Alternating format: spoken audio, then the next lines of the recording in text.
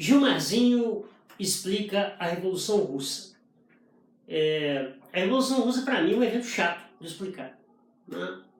Não sou obrigado a gostar de tudo, mas vou explicar. Aliás, para princípio de conversa, a coisa vai ficar russa para o Daniel Nepomuceno, que vendeu o Lucas Prato para o São Paulo. Se o Fred e o He-Man não fizerem um gol por jogo no Campeonato Brasileiro, aí vocês vão ver o que é a massa ficar revoltada. É só aguardar.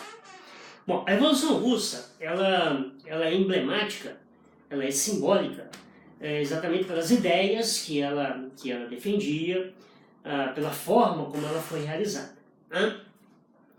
Primeiro aspecto, a Revolução Russa foi uma revolução socialista inspirada nas ideias do Marx, do socialismo do Marx. Não só do Marx, Marx e Lenin, que são dois grandes representantes do pensamento socialista. E foi a revolução que deu origem à União Soviética. A União Soviética, a grande superpotência que foi protagonista no século XX, ao lado dos Estados Unidos, daquele conflito que ficou conhecido como Guerra Fria. Então, a Guerra Fria ela durou pelo menos 4, 5 décadas, então a origem, onde isso tudo começou, é de grande importância, de grande relevância. Uma sugestão, esse filme aqui, Doutor Zhivago, que é um clássico do cinema, ele se passa, ele é ambientado exatamente nos anos que se seguiram à Revolução Russa. Então nos dá assim, mais ou menos uma ideia de como que era a vida antes e de como se tornou a vida depois da implantação do socialismo. Vale a pena se você gosta de filmes clássicos, se você gosta de filmes antigos, ou nesse caso, se é um filme educativo, um filme que vai ajudar você a compreender o evento, então melhor ainda. Bom, a Revolução Russa ela tem alguns personagens, como eu já falei. Então a gente tem que ficar ligado também nesses personagens. Que estão eles? O primeiro personagem importante é o Czar Nicolau, imperador da Rússia à época da Revolução. Kerensky, líder dos mencheviques, que eu vou falar daqui a pouco. Lenin, líder dos bolcheviques, que eu vou falar daqui a pouco.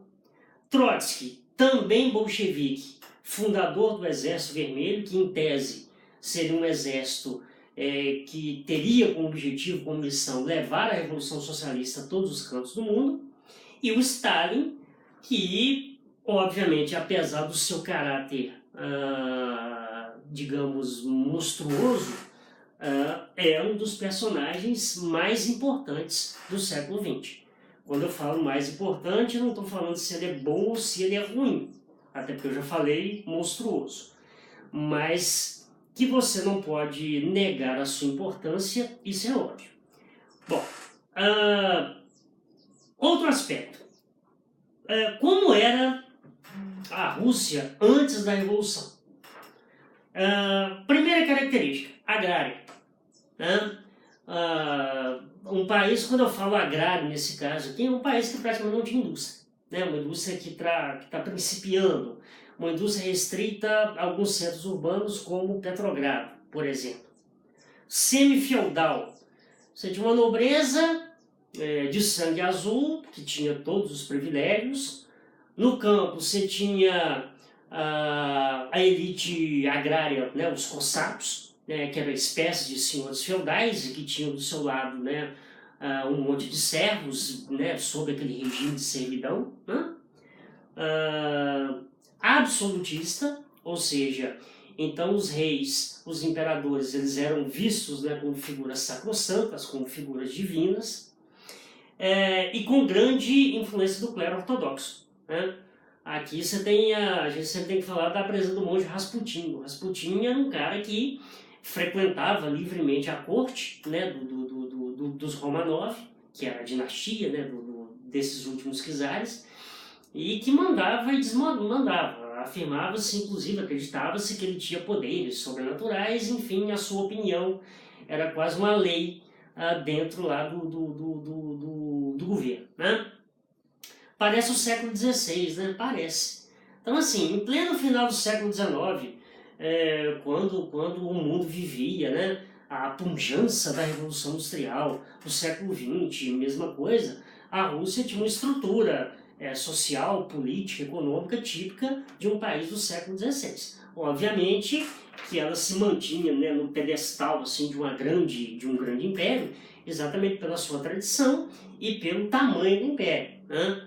A Rússia ela se estende, né, da Europa até a Ásia. Ela se estende de Moscou até Vladivostok, que está de frente para o Japão. Então, um império gigantesco, um império grandioso, que na época era ligado, né, pela famosa estrada de ferro transiberiana, construída a pedido do czar. Bom, antecedentes.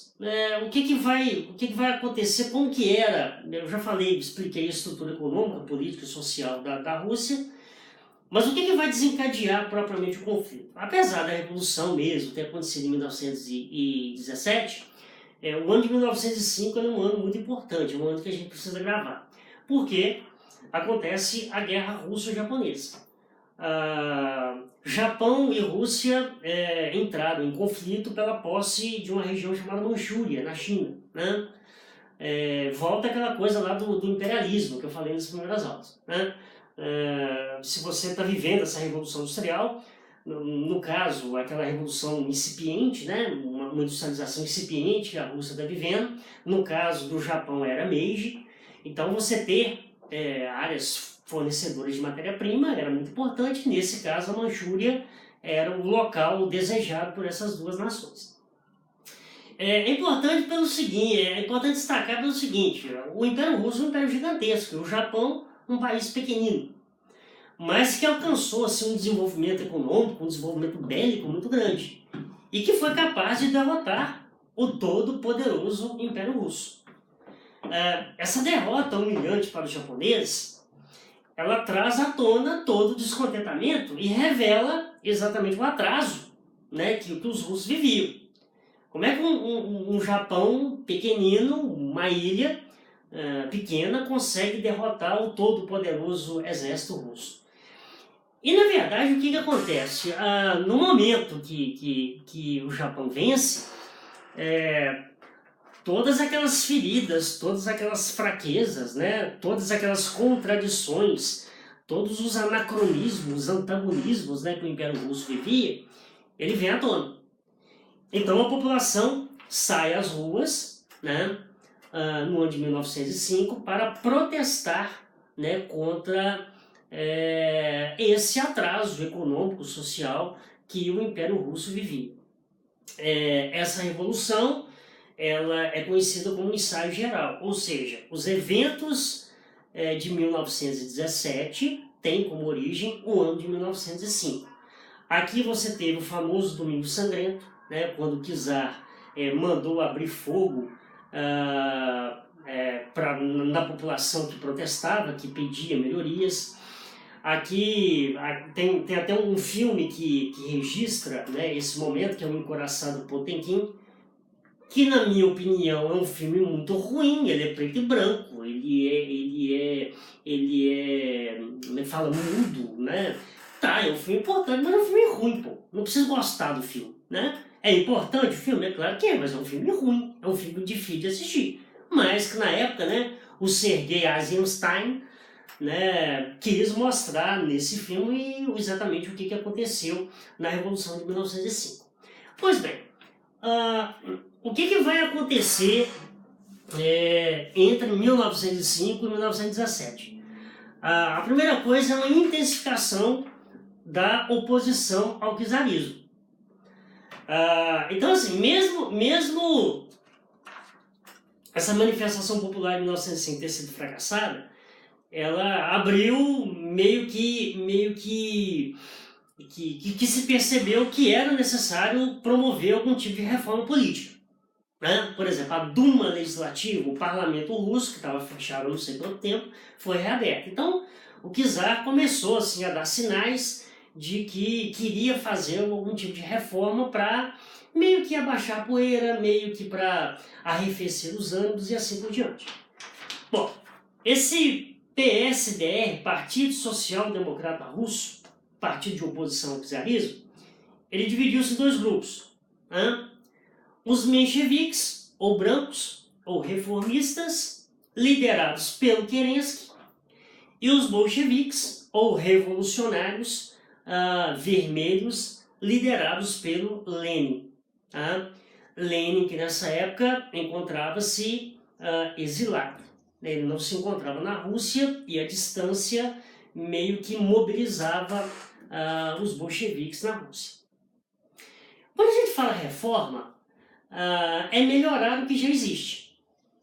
Então, de repente, a ideia do Kerensky era, em vez de uma monarquia absolutista, uma monarquia constitucional, ou seja, onde os poderes do rei são limitados pela Constituição, intensificar o processo de industrialização, modernizar as relações no campo e assim por diante. Revolucionário é mudar por completo. Então a ideia do Lenin é o seguinte: a Rússia, como ela não tem, sei lá, uma base capitalista, qual que é a ideia? Ela é o palco ideal para uma revolução de caráter socialista. Tipo, nós vamos começar o socialismo do zero. O zero é a Rússia. Então, enfim, ideias divergentes, mas que tinham em comum exatamente essa oposição ao czar. Bom, nós chegamos ao ano de 1917. E aí, se vocês lembram, na aula passada, sobre a Primeira Guerra, eu falei que a Rússia entrou na Primeira Guerra.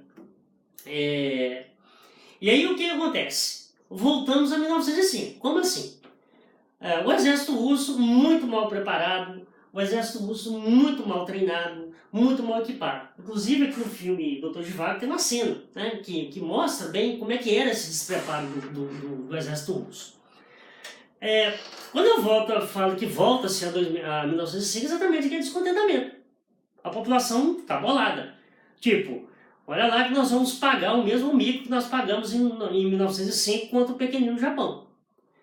Esse descontentamento, ele acelera, né, um processo de derrubada, de deposição do czar, que é o que a gente chama então de Revolução de Fevereiro, a Revolução Menchevique, liderada pelo Kerensky, né?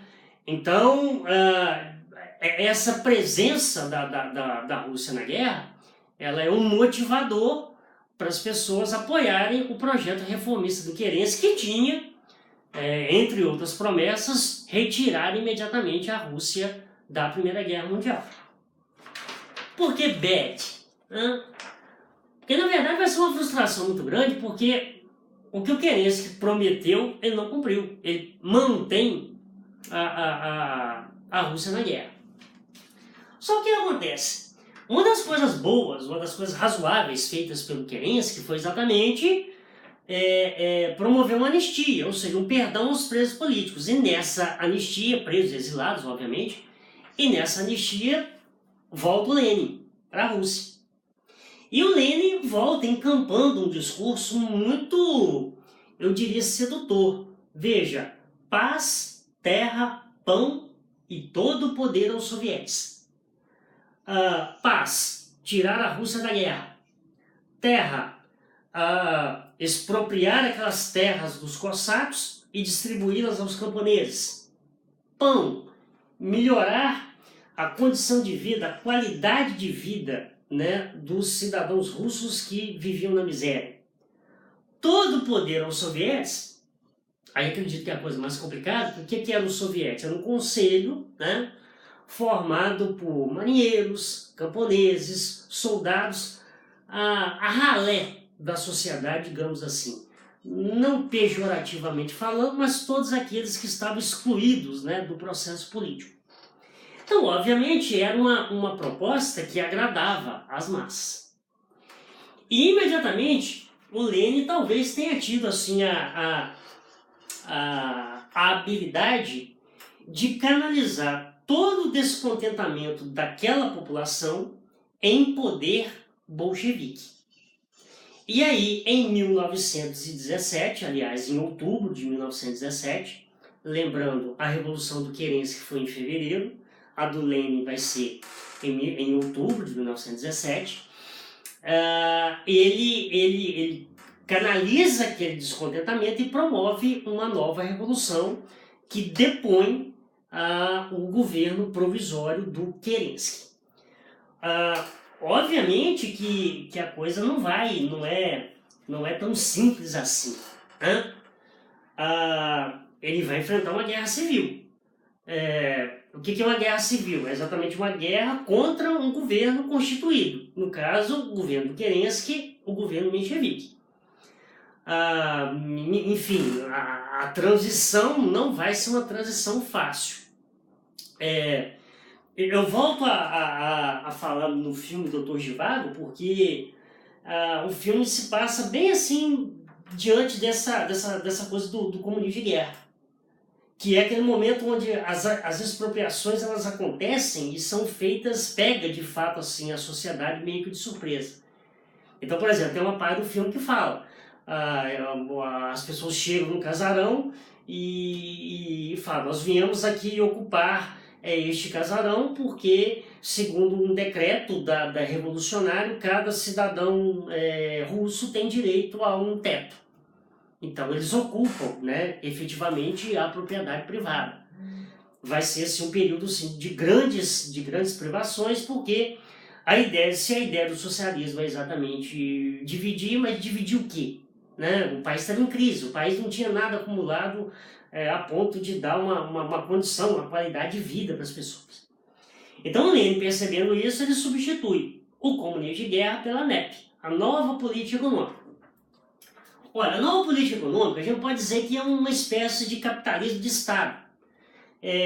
Uma espécie de capitalismo onde você não tem a livre concorrência e oferta e procura. Isso é regulado, isso é controlado pelo Estado.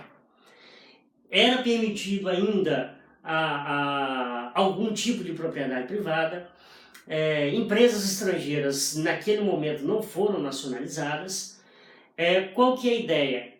Você acumular alguma coisa para depois dividir. É por isso que a gente fala que a NEP, a ideia é dar um passo para trás para dar dois à frente. Então, a ideia é recuperar o país economicamente para depois sim colocar em prática esse ideal socialista. Em 1922, é fundada oficialmente a União das Repúblicas Socialistas Soviéticas, composta de 15 repúblicas, teoricamente autônomas, porém ligadas ao Soviético Supremo, com sede em Moscou. Então, todas aquelas regiões que pertenciam ao Império Russo, elas ganharam autonomia, porém ligadas ao Soviético Supremo da Rússia e ao Soviético Supremo de Moscou. Bom, tudo caminhava razoavelmente bem, a NEP vinha apresentando resultados satisfatórios, até que em 1924 o Lenin morre. Né? O Lenin ele vai ter um AVC e ele vem a falecer.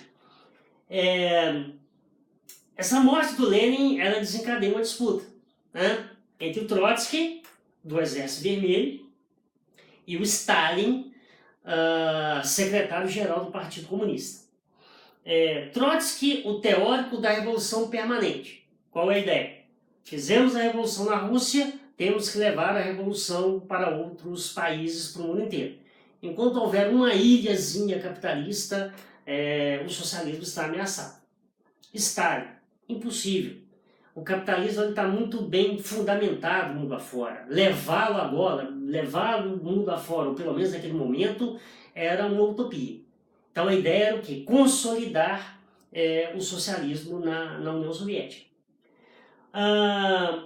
Antes de morrer, o Lenin deixou uma carta, né, para os seus partidários afirmando, né, para tomarem cuidado com o Stalin. O Stalin não era uma pessoa confiável. O Lenin acreditava que talvez o Stalin pudesse colocar em risco, né, os rumos da Revolução. O Stalin é um camarada muito ardiloso, muito esperto e ao mesmo tempo dono de uma lábia e de um poder de convencimento muito grande. Conseguiu convencer as pessoas que o Lenin não estava nas suas perfeitas faculdades mentais para fazer aquilo e acabou vencendo, né, a disputa. O que vai ocorrer é uma perseguição assim, implacável ao Trotsky e todos os seus descendentes, né? Trotsky, toda a sua família foi assassinada pelo Stalin. Trotsky era um nome assim que causava total ojeriza, né, ao Stalin. Muito bem, o Stalin assume o poder então na União Soviética. Como eu disse, o que é o Stalin como governante, como ser humano, né? Isso aqui, né? A primeira coisa que o Stalin fez quando assumiu o poder foi expurgar, eliminar todos aqueles que eram contrários a ele. Tem alguns documentários aí que de vez em quando passam na televisão, no History Channel, por exemplo, que o Stalin recebia todos os dias uma lista com centenas de nomes e no documentário fala que ele conhecia um por um e ele selava o destino dessas pessoas com uma cruz. Né? Aquela pessoa que ele botasse um xizinho, uma cruzinha na frente do nome era imediatamente, sumariamente eliminado. Então hoje a gente sabe, por exemplo, que o Stalin matou tanto ou mais do que o Hitler. Então, assim, na verdade, o stalinismo, enquanto o socialismo, o nazismo é um regime totalitário de extrema-direita, a gente pode afirmar que o stalinismo é um regime totalitário de extrema-esquerda. Então, nessa história não existe bandido e mocinho no que diz respeito à matança que se promoveu por causa de uma ideologia. No aspecto econômico, vieram os planos quinquenais. Ele abole a NEP e coloca em prática os planos quinquenais, que é aquilo que a gente chama de planificação da economia. A economia ela vai seguir um plano, né? Porque qual é a ideia? Na economia capitalista você visa o lucro, você visa o mercado. Na economia socialista, em tese, você vai disciplinar os ganhos para serem investidos na estrutura do Estado. Né? Então, por exemplo, as indústrias serão nacionalizadas, todas pertencerão ao Estado, todas as terras serão coletivizadas e a produção expropriada pelo Estado e assim por diante. Então, em tese, toda a propriedade que era privada tornou-se propriedade do Estado. E essa é a grande crítica, né? Porque no momento que o socialismo se propõe a acabar com as classes, o socialismo soviético, na verdade, ele criou uma classe de burocratas, né? Uma nomenclatura, como era chamado, né? Essa classe desses burocratas. Então, aquela ideia original de se acabar com as classes e criar uma sociedade igualitária, obviamente, ela não aconteceu. É o grande problema do ser humano, né? Eu falei, né? Daniel Nepomuceno vendeu Lucas Prato. O socialismo deu certo por causa disso. É muito difícil a gente desapegar. O socialismo ele prega o desapego. E o desapego não é o forte do ser humano. É isso.